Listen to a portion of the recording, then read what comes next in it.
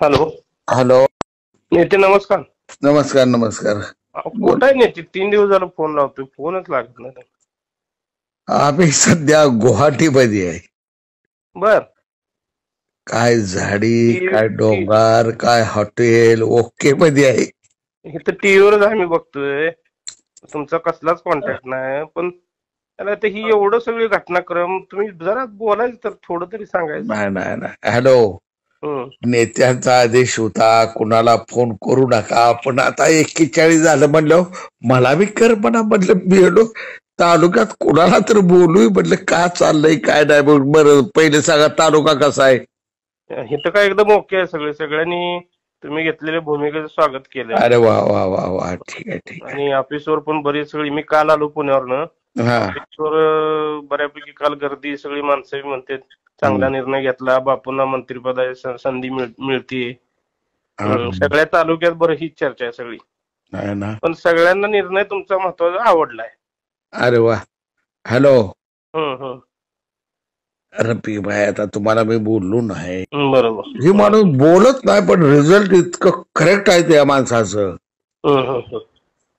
मला ही वर्षभर नेतृत्व लय आवडलं होतं. बरोबर. पण ते आपल्याला रिस्पेक्ट बी भरपूर देत होते नाही, प्रत्येक वेळेला गेल्यावर. यायला काय आपली ओळख नाही पाळख नाही, पण त्या माणसानं आल्या होय. तुम्ही गणपतरावच्या मतदारसंघात निवडून आलाय, काय बी अडचण सांगा, कोण म्हणतंय हो? बरोबर. अवी एवढी विचित्र माणसं आहे ती. तुम्ही टाईप केले पत्र, तुम्हाला आठवतंय का बघा? होय. की गणपतरावजी देशमुख साहेब महाराष्ट्राचे लोकनेते आहेत, चळवळीतले नेते आहेत, बरोबर. माझ्या मतदारसंघातले आहेत. होय. त्यांच्या श्रद्धांजलीच्या भाषणाची मला संधी द्यावी. होय. आपण पत्र पाठवली का नाही? अधिवेशनात आपलं भाषण करायचं होतं. बरोबर. बरोबर. होय. भाषण तुम्हाला एकदा भाषण करून दाखवलं तुम्ही काय बोलणार साहेबावर. बोलला होता की. होय. यांनी संधी सुद्धा दिली नाही मला. बरोबर. आणि ती अजित पहिल्यांदा त्यानं श्रद्धांजली वाहिली, एकदा फक्त नाव घेतलं आणि दिलं सोडून. आणि ते कोल्हापूरचा कोण वारला होता त्याच्यावर अर्धा तास बोलत बसलं. बरोबर. आणि त्याच्यानंतर फडणवीस साहेब उठले श्रद्धांजलीला, त्यांनी गणपतराव देशमुखाचं स्मारक करावं मागणी केली. होय. ती केली काय? ते बोलल्यानंतर बाळासाहेब थोरात बोलले, बरोबर. त्यांनी मागणी केली. बरोबर. मग ही पुन्हा तिसऱ्यांदा उठला, नाही गणपतरावचे आमचे असे संबंध आहेत, त्यांचे घरगुती संबंध आहेत, साहेबाचा असा आहे, त्यांच्या विरोधात आम्ही कुणाला उभाच करत नव्हतो. अरे त्यांच्या विरोधात उभा करत नव्हतो, तर 90ला तुम्हीच मला तिकीट दिलं, 95ला तुम्ही तिकीट दिलंय. बरोबर. मग मला कशाला तिथं खिंडीत उभा केलं? बरोबर. हा. बरोबर आहे. काय पण माझं भाषण आबासाहेबांच्या श्रद्धांजलीचं नियमानं माझं भाषण पाहिजे. तिघाच्या जर भाषणाची काय गरज होती? व्हायलाच पाहिजे भाषण. या तिघाला काय माहित आहे गणपतराव देशमुख कोण माणूस आहे? बरोबर. अहो, माझं पहिलं वाक्य काय होतं माहित आहे का? मी पण ज्यांचे पक्को फळा परी सहजपणाने गळले हो, जीवन त्यांना कळले हो, असे आमचे महान नेते गणपतराव देशमुख साहेब बरोबर आज आमच्यातून निघून गेले. अहो, काय भाषण होतं, सभागृहाला अख्ख्या रडवलं असतं. बरोबर. सगळ्या डोळ्यात नसत्या धारा आल्या त्याला राजाराम पाटलाची आपली अवलाद नाही. बरोबर. काय नाही, लढाई जिंकलेली आहे. बरोबर. आणि पहिलं पाऊल सुरतला लागलं. शंभूराजे देसाई आणि शहाजी राजाराम भोसले पाटील, तुम्ही दोघं पहिल्यांदा गेला? पहिल्यांदा एंट्री आम्हा दोघांची आहे. इथंच म्हणलो शंभूराजांना लढाई 100% जिंकणार. बर, कसं आहे, घडतंय कशासाठी? उद्धव साहेबांना कुणाचा विरोध नाही. त्यांना प्रत्येक आमदार आता सुद्धा देव माणूस मानतोय, देव. प्रत्येक मायासे सगळ्यांच्या मनात एवढं आदर आहे उद्धव साहेबाविषयी. बरोबर. सगळ्यांची अडचण असे की आम्ही जगत नाही. बरोबर. 2.5 वर्षात आमच्या आमदारक्या राष्ट्रवादी नाही काँग्रेस खाते या, आणि उद्या भांडण झालं तर आम्ही राष्ट्रवादी आमचे मतदारसंघ हाणतया. बरोबर. आम्ही मोकळं राहतोया. बरोबर.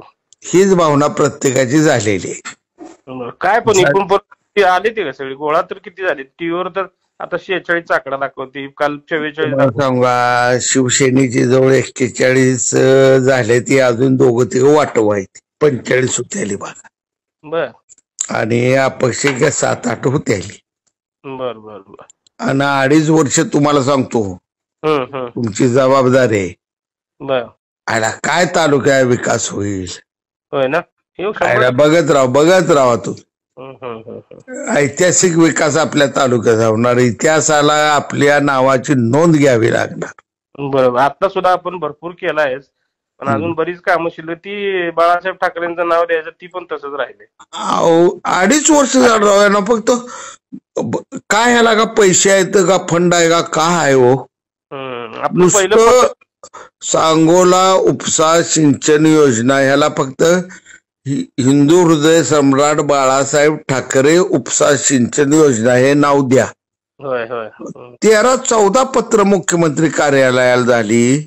बरोबर. त्या जयंत पाटील साहेब आहे कार्यालयाला झाली, कोणी त्याचा विचार करणार. तुम्ही परवा मुख्यमंत्री बैठकीत बी मागं बोलला ना 2 महिन्यापूर्वी. स्पष्ट बोललो ना साहेबाला काय खर्च येतो ही झाला नाही. बरं 2 महिने झालं बैठकून, आता जर निर्णय कुठं आहे. बरं त्या बैठकीत आपण बोललो, सगळे मुद्दे मांडले, साहेबांनी ऐकून घेतले, रिझल्ट कुठं आहे. आणि परवा सुद्धा आपल्याला ती एकनाथ शिंदे साहेबांनी पत्र जी मागितली ती सगळे पैसे मिळाले. आणि मुख्यमंत्री साहेबाला आपण हे जर मागितलं नगरपालिकेची आपण इमारत नवीन 12 कोटी. 12 कोटी. त्याचं काहीच नाही. त्याचं काय सॉ नाही हो. फक्त एक तपासून अहवाल सादर करावा, तपासून अहवाल सादर करते, गार्गे लिहितय, साहेब खाली सही मारतय. साहेबांची अशी ऑर्डर कुठं आहे, तातडीने अंमलबजावणी करावी. बरोबर. खाली उद्धव ठाकरे धुरळा काढला असता आपण मतदारसंघात आतापर्यंत. बरोबर. एवढी लढाई गणपतराव देशमुख साहेबांचा ती मतदारसंघ आहे. रेकॉर्ड देशाचा रेकॉर्ड केलेला माणूस आहे. बरोबर.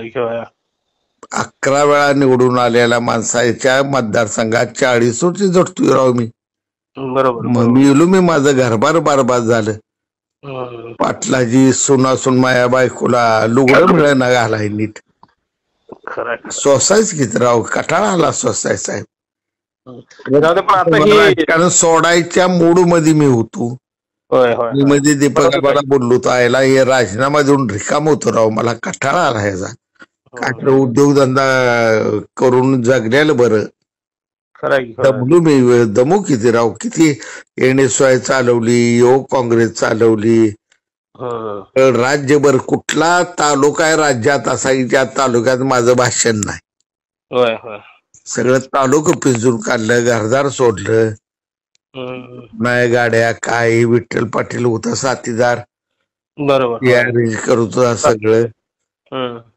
काय सगळं उद्ध्वस्त झालं. चालतंय. बाकीचं काय, बाकी इथं काय नाही. पण कसं ती घडणार का, कधी घडणार हे सगळं. आता साहेब निर्णय घेणार, साहेबांच्या मनावर. पण एक सांगतो, सरकार 100% झालं. फडणवीस साहेब मुख्यमंत्री, एकनाथ शिंदे साहेब उपमुख्यमंत्री, चांगली संख्या मंत्रिपदाची एकनाथ शिंदे साहेबांच्या गटाला मिळणार. बरोबर. मग आपल्याला काय दिलं नाही आपल्याला काय. फडणवीस साहेब मुख्यमंत्री, एकनाथ शिंदे साहेब आपण मुख्यमंत्री उपमुख्यमंत्री आहे हो. आता फडणवीस साहेबांचं माझं तुम्हाला नातं माहित आहे. भावासारखं आमचं नातं आहे. बरोबर. शिंदे साहेब मला मुलासारखं बघते, मुलाच्या नजरेनं बघते, असं मुलाला बघितले. बरोबर. लय प्रेमळ नजर त्या मासाई माझ्या आहे हो. जाऊ दे. पण ह्यातनं एक घडलं आपल्या तालुक्याचं मात्र काय. मला मंत्रिपदात रस नाही, मला रस आहे आपली काम. बरोबर. कामच एवढी करू की पुन्हा 30-40 हजार मतांनी निवडून येऊ, पुन्हा भांडू आम्हाला मंत्री करा. खरं हे काय आता पुन्हा हलत्यात 5-25 वर्ष हलत नाही. बरोबर. हलत नाही, ती दिल्ली सत्ता आहे. सगळं मोदी साहेबांना मनात आणल्यावर पाहिजे तेवढं लाखो करोड महाराष्ट्राला द्यायची ताकद आहे त्या माणसात. बरोबर. आता सध्या निधीची नाही रडत बसले ती. दिल्ली जीएसटी दे नाही आणि दिल्ली असं करणार. अरे तुमचं गणित चुकलं इथं, दिल्ली काय द्यायची आता. बरोबर. चालतंय. बाकी तब्येत सगळ्या आहे ना व्यवस्थित? व्यवस्थित व्यवस्थित आहे. वैभव काळजी घेतोय, अनिल बाबर साहेब आहेत, शंभूराजे आहेत. बर बर बर. सगळी माझी काळजी घेते ती, माझ्या तब्येती काळजी घेते ती. चालते ती सांगा मग कधी यायचं, मग मुंबईला येतो त्या हिशोबाने मग. हा सांगतो मी. बरोबर. आपल्या लोकांना शरद पवारच्या पार्टी हा रागच आहे हो. खरं. दीपक आबाचं प्रेम आहे, आबाविषयी चांगला आहे, आपली माणसं त्याची अडचण नाही. पण पवार साहेब, अजित पवार साहेब दादाच कुठं आवडते हो आपल्या लोकांना.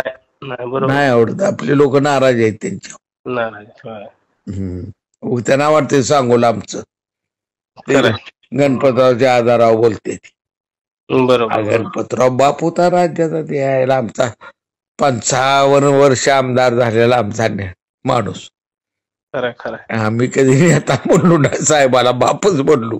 गणपतराव नेता पडायचं, म्हाताऱ्याला मारला असतं मला नेता म्हणतोय का नाही. पण त्या आमदार साहेब तुमच्यावर राजकारण वेगळं, पण मला मुलगा मानलं. मुलगा ते शेवटची भेट तुम्हाला आठवते, ऐतिहासिक भेट आहे. गेलेलो. माझ्या गालावून हात फिरवून सांगितलं होतं, जीवच होता, काय विषय. तुम्हाला शेवट सांगता आलो का सांभाळावं लागेल म्हणले. आणि मी त्यावेळी सांगितलं होतं, आबासाहेब तुमच्या शब्दाबाहेर नाही, तालुका तर समळीनच. तुमच्या घरावरच कुठलं बी गोष्ट असली, शहाजी पाटील दारात उभा असेल. बरोबर. तुमच्या घराच्या प्रत्येक भावनेत मी सहभागी आहे. आता मला झालोय म्हणलं आमदार, मला तुम्ही मला सांगितलं नाही म्हणलं तुम्ही उभा करणार आहे घरातलं. माझ्या घरातलं नाही बोलला नाही, खरं सांगा. बोललो मग मी माझ्या तयारीला लागलो, तुम्ही घरातलं उभा केलं, माझी अडचण झाली, मी 25,000 निवडून आलो असतो राव म्हटलं. बरोबर. मला कसाय लावलं, अंगाव काट माझ्या उभा केलं तुम्ही. बरोबर. आता काय किती वेळा लढू, कटाळलो मी साहेब म्हणलं. माझंही वय झालंय, गुडघं दुखायला लागलं माझं आता. बरोबर. माझं घर होतं, किती जमीन 150 एकर आम्ही जमीन विकली. बरोबर. असं राजकारण राज्यात कोणी केलं का? 150 एकर ऊसाची जमीन विकायची. जो ते आम्हाला म्हणलं काही नाही. माझी मी त्या कोण उभा होता आपल्या विरोधात, आबासाहेब नातूचं नाव काय, आपल्या अनिकेत. अनिकेत उभा राहणार म्हणला असता, काय तर बसून बैठकीत आपलं ठरलं असेल ना, ती किंवा मी. एकाने विधान परिषद मागितली असती, केली असती, एखादा आमदार केली असती. काय आपण दोघं एक झाल्यावर राज्यात काय घडत नव्हतं.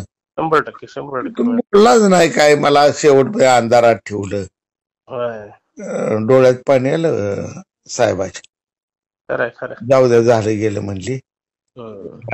काही कार्यकर्ते आग्रहापोटी ऐनवेळी निर्णय झाला. बरोबर. चालतंय, ठीक आहे, ठेवतो, परत करतो उद्या.